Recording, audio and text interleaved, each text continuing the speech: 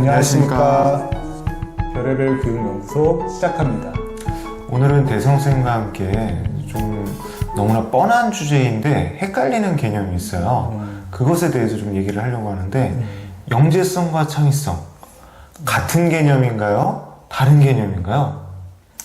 그러니까 영재라고 할 때 그 영재의 특징 중에 하나가 창의성이라고 저는 알고 있고, 근데 이 영재성도 되게 큰 영역이긴 한데 또 창의성도 뭐 개인의 창의성부터 뭐 집단 창의성, 뭐 사회 문화 이런 것까지 포괄하는 창의성까지 있어서 이게 개념이 저도 되게 혼동이 되네요.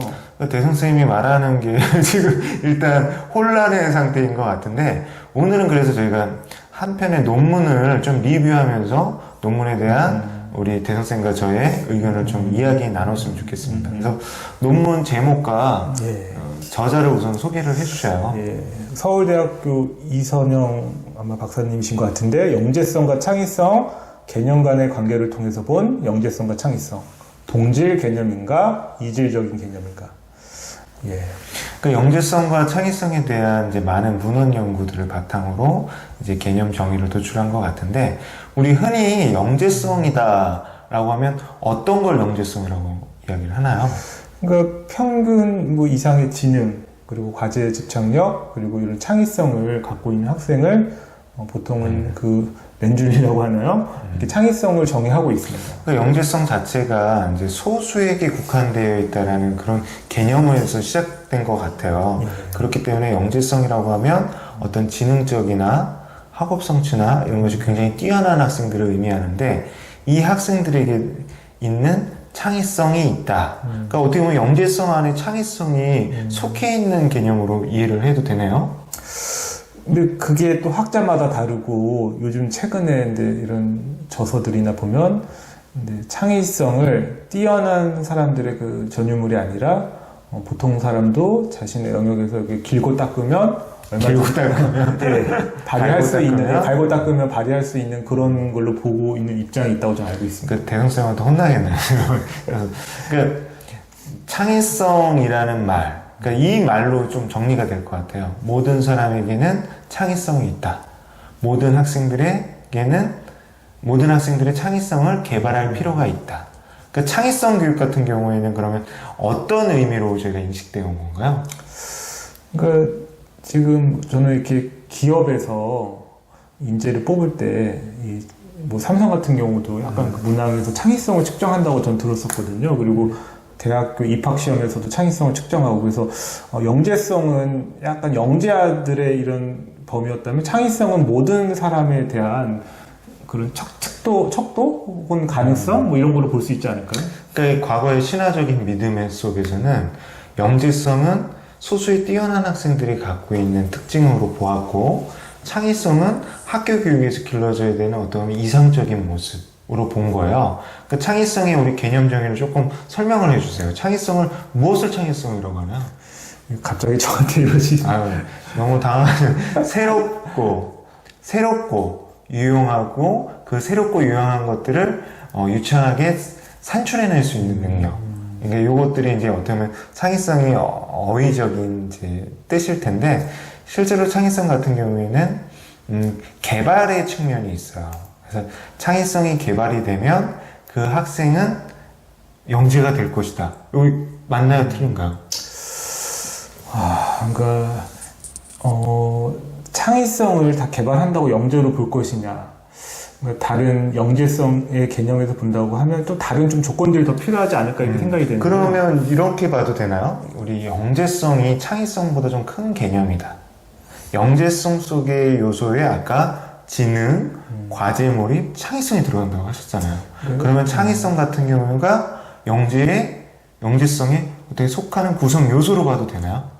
그러니까 영재아라면 높은 뭐 일반 창의성, 뭐 영역 특수 창의성, 뭐 이런 것들이 있다고 하는 거고, 그거를 그렇다고 해서 하위 개념으로 보기에는 약간 이 개념 간의 계층이 맞지 않는다는 생각이 들어요. 우리 대성 선생님 역시 훌륭하십니다. 그러니까 창의성에 대해서는 우리가 말하는 빅C가 있습니다. 위대한 창의적 석가모를 산출해내는 스티브 잡스 같은 그런 정도의 고도의 창의성. 이거를 빅C라고 그러고, 스몰C 같은 경우에는 일상에서의 우리 지혜라고 보면 좋을 것 같은데, 이런 또 창의성의 개념이 있고, 창의성이 또 영역 일반적인 그리고 영역 특수적인 창의성이 있어요. 그래서 우리 과거의 영재성은 수학, 과학 이쪽에서 이제 발휘되는 것을 영재성으로 좀 생각한 측면이 컸고, 창의성은 문화 예술의 측면에서 바라본 측면이 컸거든요. 그래서 사실은 영재성과 창의성이 혼용이 되고 이런 식으로 인식됐던 것 같아요. 둘 다 좋은 거다. 예. 맞습니까? 이 영재성, 창의성 자체가 이게 모든 이렇게 선호하는 개념이고 뭔가 지향하는 개념으로 이렇게 일반인들이라면 아 그런 걸 키워주고 싶다 혹은 내가 이렇게 좀 성장하고 싶다 이런 느낌을 갖게 하는 단어인 것 같습니다. 그러니까 일단 창의성이라는 말 자체는 굉장히 포괄적이에요. 제가 볼 때는 요즘에 좋은 거는 다 창의성에 들어갑니다. 심지어 우리가 창의적 인성이라는 말도 쓰고 있지 않습니까? 그러니까 그런 것들에 있어서 창의성도 굉장히 광의의 개념으로 해석될 수가 있고 지향해야 되는 가치인데 만만치 않게 또 영재성도 쉽지는 않아요. 영재가 가진 특징이다라고 성질이다라고 보일 수도 있겠지만 영재 자체가 과거에는 상위 0.01%, 0.03% 이런 소수에게 국한된 것으로 보다가 아까 우리 대성쌤이 맨날 하는 말 있잖아요. 모든 학생은 영재다. 그런 의미로 이제 확대해서 해석이 되다 보니까 이제 영재성과 창의성은 제가 볼 때는 어떤 개념이 상위 개념이고 하위 개념이라기보다는 상호 관련성이 높은 그런 개념이다. 지금 이제 라고 볼 것 같아요. 말씀 들으면서 생각이 들었던 게 근데 영재성이 타고나느냐 근데 후천적으로 개발이 되느냐 그거에 대한 학자마다 이렇게 주장이 다른데 저희 채널 이름을 제가 바꿨습니다. 이 영재를 우리 아이를 영재로 키우는 별별 교육연구소. 저는 이렇게 후천적인 노력에 되게 큰 방점을 뒀고요. 그리고 이 창의성 역시도 저는 아까 혜성 쌤이 말한 것처럼 빅C에서 스몰C로 넘어오면서 얼마든지 우리가 내 분야에서 충분히 노력을 하고 훈련을 하고 거기에서 뭔가 더 한 단계 올라가면 같이 발현되는 게 창의성이 아닐까 저는 개인적으로 생각하고 있습니다. 그러니까 이 논문 자체에서도 이제 그런 것들, 영재성이 속해 있는 창의성, 그리고 이제 광의의 창의성과 어떤 작은 의미의 창의성에 대해서 이제 여러 학자들의 의견을 정리해 주시는데 사실은 결론은 내릴 수 없는 부분이에요. 저희가 창의성을 말하는 의미를 할 때 그 창의성 속에는 사실은 개인뿐만 아니라 어떤 그룹, 집단의 개념, 조직의 창의성까지를 보고 있거든요. 또 반면에 영재성은 개인에게 개발되어야 될 잠재 능력으로 보는 측면이 있어서 조금 더 관점이 틀린 것 같아요. 그런데 이제 분명한 건 있습니다. 영재 학생들이 갖춰야 될 중요한 특징 중에 하나, 과거에 비해서 지능보다 창의성이 점점점 비중이 커져가고 있다는 거죠. 그렇죠? 네, 맞습니다. 근데 이 창의성이라는 게 근데 개인이 그런 성향이 있다고 하더라도 또 환경과의 그 상호작용 속에서도 발현이 되거든요. 그래서 되게 통제적이고 뭔가 개인의 튀는 행동을 억압하는 사회에서 이런 창의성이 사실은 발현되기 어렵지 않나요? 그렇기 때문에 이제 영재 교육에서 우리 창의성 개발을 위해서 많은 지원들을 하고 계시는데 우리 대성쌤한테 우리 경험을 좀 여쭤볼게요. 많은 영재 학생들 지도해 보셨으니까 영재는 창의적이다. 맞습니까? 틀립니까? 저는 우선은 이제 거기 맞다라고 생각이 듭니다. 제가 여기서 말씀드려야 될 건 우리 제도권 교육에서 이제 저희가 교육 대상으로 하는 영재 교육 대상자를 의미하는 겁니다. 근데 그때 조건이 있더라고요. 근데 제가 수업을 할 때는 우선 안 된다는 말을 학생들 입장에서 스스로 이렇게 깨우치고 뭔가 이렇게 하기 전까지는 안 된다는 말은 저는 최대한 안 하려고 했던 것 같아요. 그러니까 본인이 잘 가르치고 지원해서 영재 학생들이 창의성이 있다는 말씀이신 것 같은데 요거 조금 제가 흥분해서 마이크가 떨어졌습니다. 제가 이렇게 말씀을 드릴게요. 그러면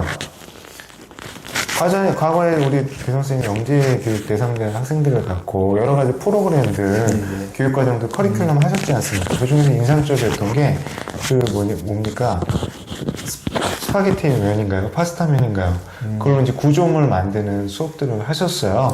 저희가 영재 학생들한테 거기서 이제 가르치는 개념들이, 구조나 안전에 대한 그런 과학적 어떤 지식, 이걸 가르쳤다라면, 대성쌤은 그게 창의적인 수업이라고 저번에 말씀하셨단 말이에요.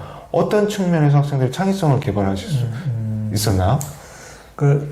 우선은 이제 진동을 이렇게 측정할 수 있는 이 스마트폰 앱이 있어요. 그래서 그거를 이용해서 이제 이렇게 다리를 만들고 다리 흔들렸던 것 같아요. 그때 아이들이 구조물을 만드는데, 제가 이제 처음 수업할 때 지식적으로 뭐 트러스트 구조나 뭐 여러 가지 다리의 모양을 최대한 많이 보여주면서 왜 그렇게 그 다리가 형성되는 이렇게 구조적으로 이렇게 했을지에 대해서 이렇게 추측을 하게 하고, 아이들이 좀 더 이렇게 다양하게, 어떤 아이들은 이렇게 뭐 선을 이렇게 끈으로 다리를 연결했던 학생들이 있고, 어떤 아이들은 기둥을 크게 세우는 아이들도 있었고, 어떤 아이들은 이제 트러스트 구조를 최대한 이용했던 팀들도 있었는데, 그 기회를 줬던 것 같아요. 아이들이 선택하고 그거를 실험해 볼 수 있는 기회, 그리고 그거에 대해서 이렇게 마무리할 때 토론을 하면서 누가 이기고 졌냐 이거를 따진 게 아니라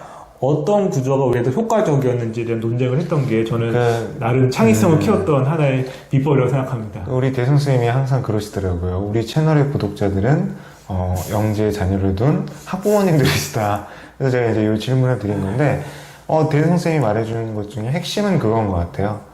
분명한 지식은 필요합니다. 그리고 지능은 지식을 습득하는 데 이제 기본이 될 것 같아요. 그렇지만 그 지식을 바탕으로 학생들이 다양한 시도를 하게 해줄 수 있게, 다양한 시도를 할 수 있게 해줘라 라는 게 포인트였던 것 같아요.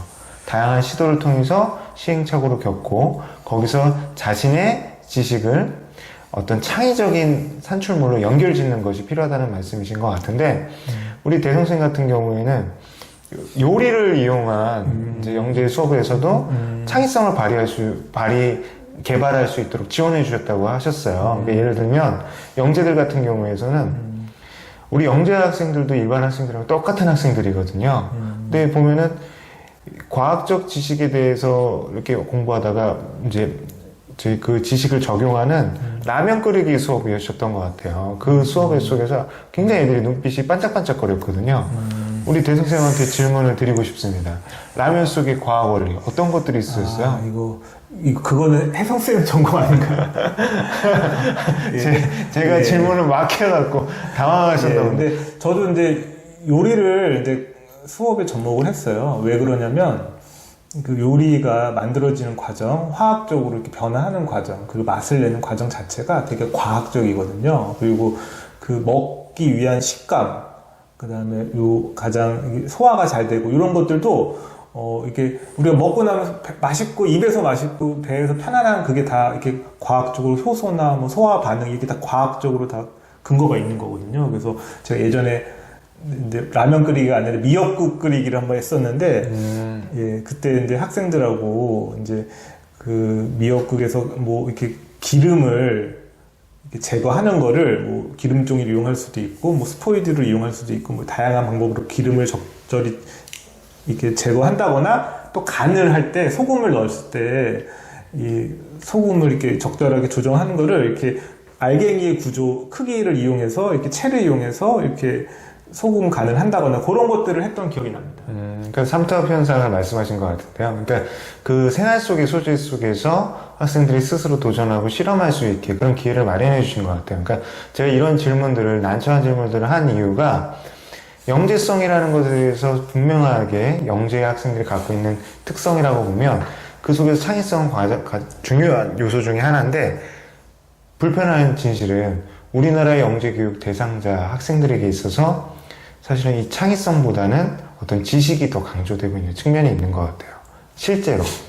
그래서 사교육 현장이나 실제로 어떤 영재원에 속해 있는 학생들 같은 경우에 보면 스스로 그 한계를 느끼는 것 같아요. 지식에 의존한. 그러니까 그게 습관이처럼 굳어지는 것 같더라고요. 어떤 지식이나 사실이 있지 않으면 그거의 새로운 도전에 대해서 불안해하는 겁니다. 그런 학생들이 그게 고착화가 되면 새로운 시도를 하지 못하는 경우들이 많아요. 그래서 영재 학생에도 불구하고 어떤 프로젝트나 과제를 줬을 때 그 과제에 대해서 자기가 어떤 상상하고 설계하기보다는 인터넷을 찾는 경우가 많습니다. 그런 부분들이 조금은 아쉬운 부분이에요. 그래서 저희가 오늘 영재성과 창의성의 관계 굉장히 밀접하다. 그리고 어떤 것이 서로의 상위 개념은 아니지만 그 부분 속에서 영재성 속에 창의성이 중요한 요소이기도 하고 창의성이 발현된 학생들이 영재로 나아갈 수 있다는 측면에서도 의미가 있다고 생각을 했어요. 그런데 실제로 우리 그 학교 교육 현장에서는 그렇게 되지 못한다는 게 참 아쉽다라는 이야기를 드리고 싶고요. 우리 대성쌤은 어떠셔요? 영재성, 창의성? 예, 그러니까 우리나라 속담에 이 모난 돌이 정을 맞는다라는 말이 있더라고요. 그래서 이렇게 특이하거나 남들과 다른 생각을 하거나 이렇게 행동을 하면 되게 그거에 대해서 약간 주변의 스트레스나 시선이 이렇게 좋지 않은 게 있는 것 같아요. 근데 저는 이제 영재 아이들을 키우는 특히나 이런 교육에 있어서는 충분히 시행착오를 겪을 수 있게 하고 충분한 탐색 과정을 거칠 수 있게 하고 그리고 그 결과보다는 그 과정에 포인트를 두는 것이 영재 교육의 가장 중요한 요소가 아닐까 생각합니다. 맞습니다. 우리 대선생님 이상적인 말씀 해주셨는데 제가 실제로 지금 현장에서 영재 교육을 받고 있는 우리 학생들과 부모님들께 말씀드린다면 영재원에 들어갈 때는 지식이 더 중요한 것처럼 보일 수 있지만 실제로 사회에 나와서는 영재라는 타이틀이 부담이 되는 경우가 많이 있어요. 그건 왜냐하면 창의성과 자기 소신, 자기 철학이 없기 때문이라는 생각이 듭니다. 저희가 이 다음 편에서 이제 영재 발굴단이라는 프로에 대해서 조금 비판을 하려고 그러는데 그 방송을 봐주시면 정말 창의성이 왜 중요한가 그리고 영재성이라는 거에 정말 갖춰져야 될 기본적인 어떤 특성들 무엇인가 다시 생각해 볼 수 있는 기회가 되실 것 같아요. 예, 그래서 오늘 주제가 뭐 영재성과 창의성 되게 서로 혼동되고 어떻게 이렇게 약간은 이렇게 약간 공통되는 부분도 있고 약간 헷갈리는 부분이 많은 것 같아요. 근데 영재 아이가 이게 창의성을 갖기 위해서는 이런 교사의 노력 그리고 학부모님들의 노력이 필요한 거로 한번 어필해 주신 게 아닌가 저는 이렇게 생각이 듭니다. 예, 그럼 오늘 베르벨 연구소 이곳으로 마치겠습니다.